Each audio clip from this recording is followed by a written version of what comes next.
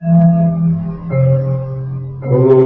परं तत्त्वाय नारायणाय गुरुभ्यो नमः।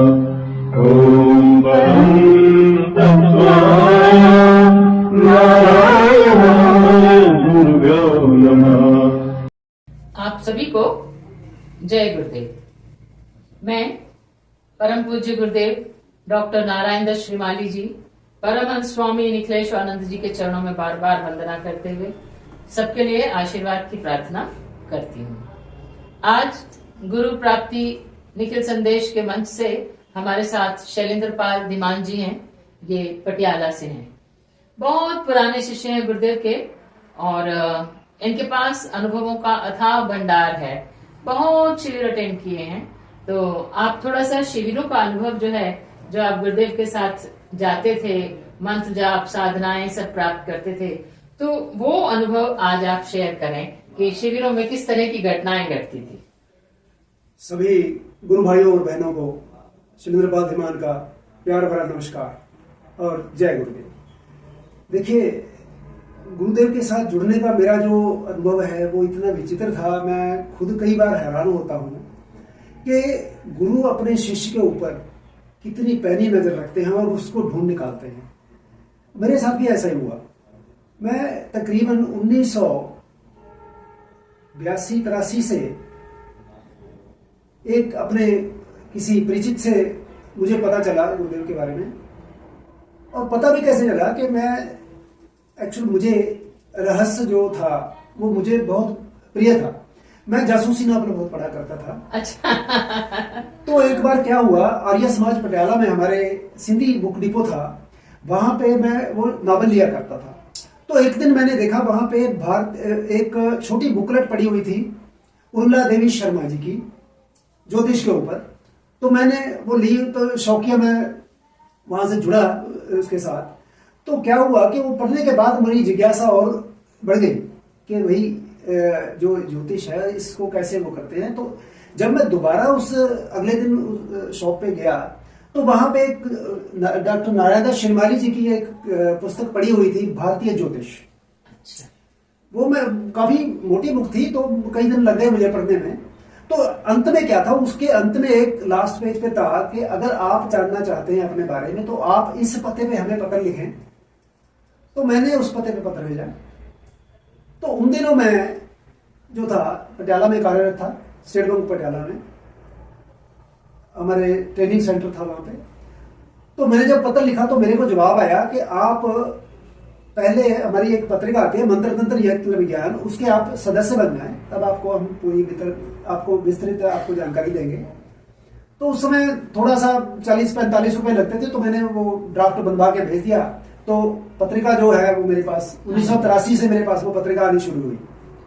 तो पत्रिका पढ़ने के साथ साथ मेरी जिज्ञासा बढ़ती चली गई। और दूसरी बात, उसमें जो शिविर लगने होते थे उनका जिक्र होता था। ठीक, हाँ। लेकिन हिम्मत नहीं होती थी कि शिविर में जाएं, क्योंकि मैं पटियाला से बाहर कभी गया नहीं था। ठीक है, उससे पहले मैंने सर्विस की थी समाना में, पहली बार मैं कहीं गया। तो अब बड़ी कैसे जाएंगे, इतनी दूर है, जोधपुर बड़ी दूर है। ये करते करते मुझे 5 साल लग गए। अच्छा। और ये अवसर मुझे मिला गुरुदेव से मिलने का मार्च 1988 में। अच्छा। वहां पे 10 महाविद्या शिविर था। 18 मार्च से लेकर के 25 मार्च 1988 का हम 11-11:30 के करीब शिविर में पहुंचे। तो मैंने वहां पे देखा कि बहुत सारे लोग वहां पे पहुंचे हुए हैं, बहनें भी हैं, भाई भी हैं। तो मुझे एक बड़ी विचित्र अनुभूति हुई कि जिसको मैं देखा था मुझे लग रहा कि मैं इसको पहले से जानता हूँ, जबकि कभी गए नहीं। अच्छा, हाँ। ऐसी अनुभूति हुई, मैं बड़ा अजीब लगा। मैंने कहा चलो करते करते इसी तरह हमें जो था, हमें दीक्षा दी गई 25 मार्च 1988, 21 पेज का मंत्र। अच्छा। एक सांस में गुरुदेव ने बोला। अच्छा। और ये चैलेंज किया कि कोई भी इस मंत्र को दोहरा दे तब उसकी टांगों के नीचे से निकल जाऊंगा। ये वर्डिंग जो है उनकी उस कैसेट में आज भी मौजूद है, सुन सकते हैं, ये कोई गप नहीं। हाँ। वो जो 18 पेज का मंत्र है, 21 किस पेज का, वो ब्रह्मांड दीक्षा का है, किसका है? वो 10वां विद्या शिविर का था, वो ओके। एक्चुअली 10वां विद्या का था। हाँ। और एक और बात भी थी कि उस जो 10वां विद्या शिविर था उसमें एक, जब हमें दीक्षा दी गई तो हमारे पास एक नारियल था और जो ऐसे हमने रखा हुआ था, लेकिन जब गुरुदेव ने मंत्र बोलना शुरू किया तो हमारे हाथ ऐसे हिलने शुरू हुए। अच्छा। वो जैसे जैसे मंत्र बोलते जा रहे थे तो हमारे हाथ ऐसे ऐसे कर रहे थे और मैं हैरान वो एनर्जी शायद, हाँ। था कि 400 ग्राम का नारियल नहीं संभाला जा रहा था। मैं समझा कि मेरे साथ ही हो रहा है। मैंने जब नजर घुमा के देखा तो देखा सभी के हाथ ऐसे हिल रहे हैं और सबकी हालत बुरी हो रही है और ऐसा लग रहा था कि जैसे बिजलियां निकल के हमारी तरफ आ रही है गुरुदेव की तरफ से। वो शक्तिपात था और इतना तीव्र था वो। जब गुरुदेव चुप हुए तो हम धड़ाम से सारे ऐसे गिरे और कोई 1 घंटे बाद, कोई आधे घंटे बाद, और मुझे याद है कि मैं 45 मिनट के बाद मेरी चेतना वापस लौटी। अच्छा। और उस दौरान मैंने देखा कि एक पहाड़ी है, उस पर चढ़ रहे हैं, गुरुदेव आगे आगे हैं और मैं छोटे से बालक के रूप में उनका हाथ मैंने पकड़ा हुआ है और उनको धोती लगी है, मेरे साथ लंगोटी बांधी हुई छोटे से उसमें। ये उसने देखा और बहुत सारी चीजें देखी मैंने, बाग बगीचे देखे और ऐसे ऐसे सुंदर फूल देखे तो शायद मैंने जिंदगी में कभी देखे नहीं। आश्रम तो नहीं देखा। अब ये तो देखिए उस समय तो पता ही नहीं था कि मैं बताया, क्योंकि ये तो बात की बातें हैं। तो वो जो नजारे थे मैंने कभी जिंदगी में देखे नहीं और इतना जो है आनंद आया उसमें कि वो 45 मिनट लगा जैसे कि बस क्या, उसका वर्णन मैं शब्दों में नहीं कर सकता। तो वो जो अनुभव था वो अनुभव कुछ ऐसे है कि शब्दों में वर्णन नहीं किया जा सकता, उसके लिए शब्द बने ही नहीं। क्योंकि गुरुदेव का जो स्वरूप देखा,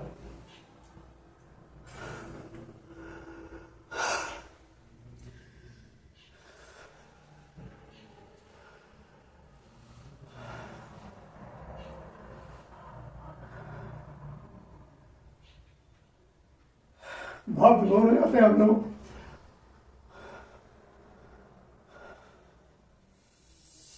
और दूसरी बात, कई शिविरों में जब गए तो बहुत बार उन्होंने जिक्र किया कृष्ण भगवान का कि जब कृष्ण भगवान अवतरित हुए तो बहुत से ऋषि मुनि जो थे, देवी देवता थे, वो गोपियों के रूप में ग्वालों के रूप में उनके साथ आए। हाँ। अब उनको कहने का क्या तात्पर्य था हमें समझ नहीं आया। उसका पता चला हमें 1999 जून में एक शिविर लगा सोलन में। अच्छा।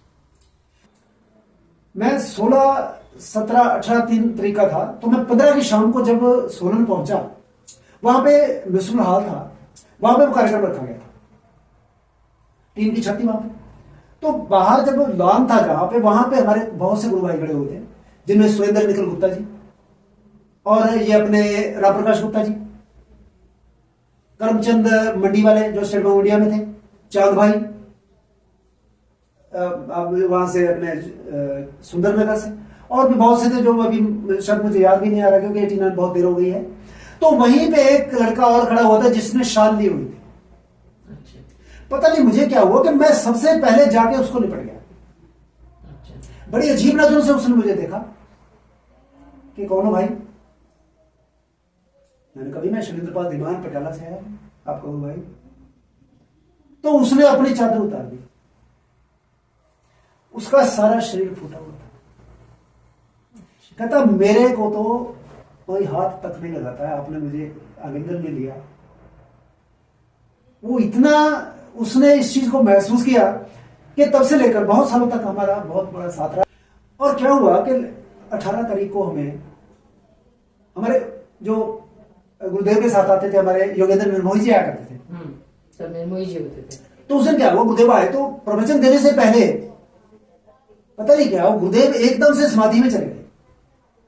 अच्छा। समाधि में क्या चले गए, तो जैसे ही गुरुदेव समाधि में गए तो निर्मोही जी तो ऐसे लहराने लगे उनके सामने जैसे शेषनाग होते हैं। अच्छा। तो वो लहराने लगे तो वो इतनी जोर की गड़े पड़ने लगे ना, जो ओले होते हैं, इतनी जोर के कि कान पड़ी आवाज सुनाई ना दे। ओले गिरने शुरू हो गए और इतनी जोर की बारिश हुई, इतने ओले पड़ रहे थे कि हमें ऐसे जो हम पास में बैठे थे एक दूसरे की आवाज हमें सुनाई नहीं दे रही थी। इतना अजीब दृश्य पैदा हो गया। और गुरुदेव ऐसे जब समाधि में थे, जैसे हम भोले शंकर जी को देखते हैं बैठे हुए हैं, तो इस तरह के उसमें गुरुदेव कम से कम मुझे जहां तक याद है 1.25 घंटे के करीब वो समाधि में रहे। तो बहुत बड़ी बात है गुरुदेव का 1.25 घंटे। और देखिए उसके बाद क्या हुआ कि वो जो सुरेश बागी था, वो लड़का नीचे बैठा हुआ था, वो एकदम छलांग मार के उनके सामने आ गया अच्छा। और शिकायत करने लगा कि गुरुदेव, आपने मेरे से वादा किया था कि मैं, वो लड़का महादेव गांव है एक, सुंदरनगर के पास ही 2 किलोमीटर दूर है, वहां पे वो शिव मंदिर में रहा करता था।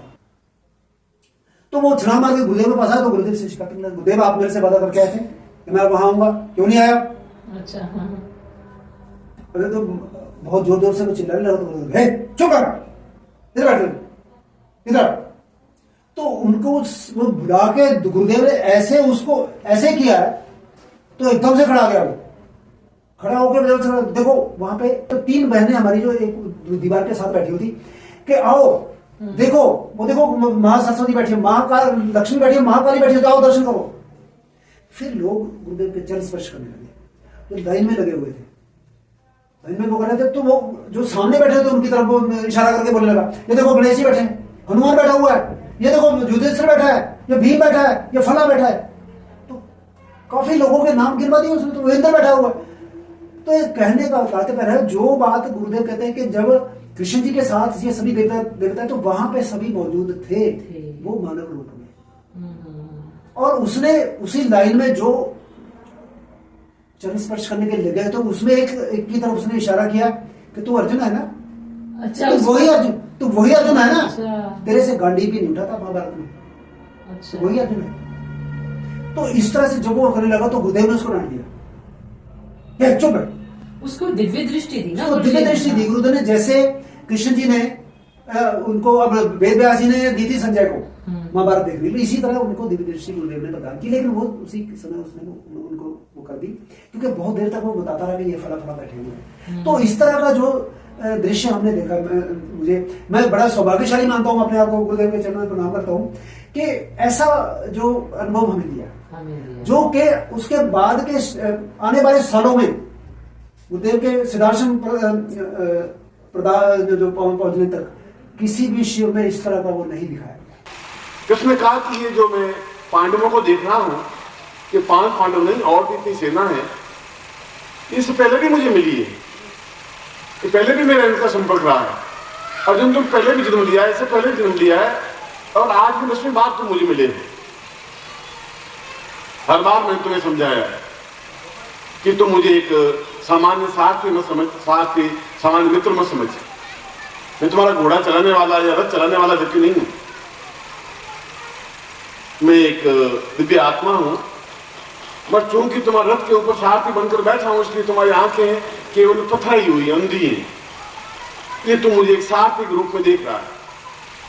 जिस दिन तुम अपनी आंखें ज्ञान नेत्र तुम्हारे खुल जाएंगे, जिस दिन तुम्हारे दिव्य नेत्र खुल जाएंगे, उस दिन तुम मुझे समझ पाओगे कि मैं सारथी के अलावा भी बहुत कुछ हूं। देखिए, जो दिव्य दृष्टि की बात है ना जी, ये आज जो गीता का ग्रंथ है जी, वो एग्जिस्टेंस में ही इसलिए है कि संजय को दिव्य दृष्टि दी गई थी, क्योंकि गुरुदेव ने गीता, कृष्ण भगवान ने गीता का उच्चारण तो किया ही नहीं, वो तो दीक्षा दी थी, वो तो मौन से मौन का वार्तालाप था, क्योंकि अर्जुन के हृदय में प्रश्न उठ रहा था और कृष्ण हृदय से उत्तर कर रहे थे। देखिए गीता में 700 श्लोक है, 700 श्लोक क्या 700 श्लोक बोलते रहे, और तो क्या इतनी देर युद्ध रहा था। आप देखो ना, 18 दिन में तो युद्ध खत्म हो गया था, और दोनों सेनाओं के बीच में रथ खड़ा है। आप देखिए, तो अगर कृष्ण जो है जवाब दे रहे हैं, वो सवाल कर रहे हैं, तो क्या सेनाएं नहीं सुन रही? तो किसी ने नहीं सुना, क्योंकि वार्तालाप हुआ ही नहीं, वो तो मौन से मौन का दोनों में एक्सचेंज हो रही थी, वो वो दीक्षा थी। और ये तो अगर संजय नहीं सुनता तो गीता का ग्रंथ एग्जिस्टेंस में ही नहीं आता। लेकिन जो ज्ञान दिया गया है अद्वितीय है। अब ऐसे ही शिविर में जो दिव्य दृष्टि दी गई, तो उन्होंने तो सबको दिखा दिया कि ये देखो, ये तो सब बैठे। उस दिन सारे अचंभित रह गए, आंखें फटी रह गई सबकी कि ये क्या हुआ है। लेकिन उस दिन के बाद वो जाते वक्त पता नहीं क्या करेंगे, किसी को नहीं रहा। नहीं, वो क्या है कि वो एक झलकी दिखाते हैं और फिर उसके बाद उसको समाप्त भी करते हैं। सच पूछिए तो उन्होंने बताया कि मैं कहता नहीं, मैं करके दिखा, और वाकई उन्होंने करके दिखाया। और मुझे नहीं लगता कि कोई भी अब तक ऐसा पैदा हुआ है जिसने ऐसा कुछ दिखाया। बहुत सही, आपने बिल्कुल ठीक बात कही। कहानियां सुनाने वाले तो बहुत मिलते हैं, कथाकार भी बहुत मिलते हैं, लेकिन इस तरह से प्रैक्टिकली दिखाना और करके और लोगों के सामने एक एग्जाम्पल रखना, ये हमारे गुरुदेव के अलावा किसी कोई ने नहीं कर सकता, इतना सामर्थ्य नहीं है नहीं किसी है। में। तो एक अनुभव मैं साझा करना चाहूंगा। अभी पीछे हमने 13, 14, 15 सितंबर को कुरुक्षेत्र में हमने 3 दिन का हमने गुरु भाई बहनों ने मिलकर के हाँ, ये जो हम लोगों ने अखंड सवा करोड़ का किया अखंड था। सवा करोड़ का जाप किया था। तो उस जो हमारा अनुष्ठान था उसका एक बहुत ही प्यारा अनुभव मैं शेयर करने आपके साथ। अच्छा, ये इसका हाँ जी, वो अच्छा, करना चाहूंगा कि 14 तारीख की बात है, 14 सितंबर की। समय रहा हुआ कोई 9 और 9:30 के करीब। अच्छा, तो जहां पे हवन किया सुबह हमने बैठ करके, तो मैं और राजपाल जी बैठे हुए थे, अच्छा, सुदेश राजपाल जी। तो राजपाल जी अपने मोबाइल में कुछ देख रहे, तो मैं वैसे ही बैठा हुआ था। तो पता नहीं क्या हो गया, अचानक मेरी आंखें बंद हो गई। तो आंखें बंद हुई तो मेरे यहाँ पे एकदम से स्पंदन भी हुआ, तो एकदम से वो प्रकाश सा पैदा हुआ।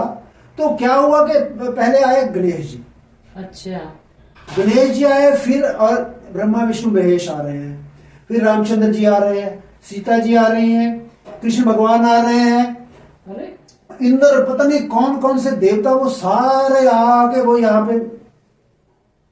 और ये घटना जो थी, मुझे नहीं लगता कि ये 2 या 3 मिनट से ज्यादा की रही होगी। एक्चुअली क्या है, देखिए, जो सारे देवी देवता है ना, वो तो गुरुदेव में समाहित हैं। बिल्कुल। तो जहाँ गुरुदेव जब आते हैं तो ये तो साथ में होते ही हैं। हाँ, लेकिन मुझे पहली बार ऐसा जो था वहां पे ये अनुभव हुआ, एकदम से सारा शरीर वो हो गया, एकदम से हल्का फुल्का हो गया। तो यहाँ पे सारा जब एकदम से इतना प्रकाश हो गया कि आंखें, जैसे कहते हैं आंखें तो ध्यान जाती है। और उसके बाद मुझे इतना आनंद आया उसमें कि क्या बताऊं। वो मतलब वो उस समय गुरुदेव ने आपको ये शो किया कि देखो मैं यहाँ पर हूँ, जहाँ गुरुदेव का आह्वान होता है, गुरुदेव तो वहाँ जाते ही हैं। क्योंकि हमने सुबह जो हवन किया था उसमें सारा वो किया था। हाँ, हाँ, हाँ। तो उसने प्रैक्टिकली या प्रयोगात्मक तौर पे हमें उसका अनुभव कराया कि देखो मैं आया हूँ। हाँ। और ये जो था, उसके बाद मुझे अपने सहस्रार में भी मतलब कंपन महसूस हुआ। हाँ, इसका मतलब ये है ना कि वो उन्होंने आपको जो है जागृत अवस्था में, कुंडलिनी जागरण की अवस्था में जी पहुंचाया। और उसके बाद क्या हुआ कि अगले दिन 15 तारीख को जब हमने हवन किया था, तो हवन के बाद की बात मैं बता रहा हूँ कि मैं वहां पे एक सेटी दीवान रखा हुआ था, जहां पे वहां पे हम लोग बैठे हुए थे। अमरदीप जी बैठे हुए थे, नीलम बहन हमारे साथ बैठी थी, एक कोई और भी साथ में बैठा हुआ था, आप भी बैठे हुए थे। अच्छा, आप लोग उठ के चले गए। हाँ, पहले नीलम गई, फिर आप चले गए, अमरदीप भी उठ के चले गए। प्रेमेंद्र बहन जी यहाँ पे एक साइड में एक कुर्सी पे बैठे हुए थे। तो पता नहीं मुझे ऐसे ऐसे ऐसे ऐसे करके मेरा एकदम सारा शरीर, ऐसे मैं खड़ा होगा तो सारा शरीर मेरा अकड़ गया। और इतनी जोर के मुझे झटके लगे कि सारा जैसे अंदर से इसको हिला के रख दिया। अच्छा, और जो अंदर था सारा कुछ, उसको जैसे कहते हैं ना कि मैं सारा आज वो कर दूंगा।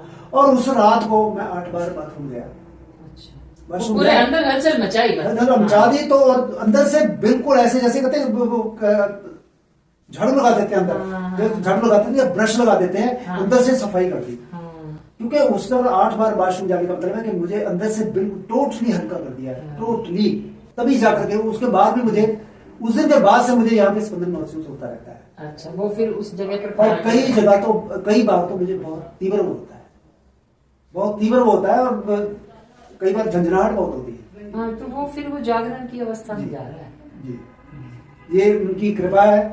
और मैं शत शत प्रणाम करता हूँ गुरुदेव को, जिन्होंने अपने इस अकिंचन, गुरुदेव तो देने पर आते हैं तो सारा ब्रह्मांड झोली में डाल देते हैं। बहुत बार याद आती है उनकी बातें। मैं चाहता हूँ कि ये दीपक जलते रहे, तो ये गोलियां नहीं चल सकती, फिर अंधकार नहीं आ सकता। इसलिए मैं इस युग में, इस देश में और जीवन में कोई विशेष उद्देश्य से आया हूँ। केवल जन्म नहीं लिया है, जन्म लेने का मेरा कोई अभिप्राय नहीं है, और जिंदा रहने का मेरा कोई मकसद नहीं है। कुछ विशेष लक्ष्य है, कुछ विशेष चिंतन है, कुछ विशेष ध्येय है, और वह ध्येय तुम लोगों के द्वारा ही संपन्न होगा। करना तुमको ही। गुरुदेव सब पे अपनी कृपा बरसाए। इन्हीं के साथ मैं सदगुरु के चरणों में कोटि कोटि प्रणाम करता हूँ। सभी को जय जय गुरुदेव।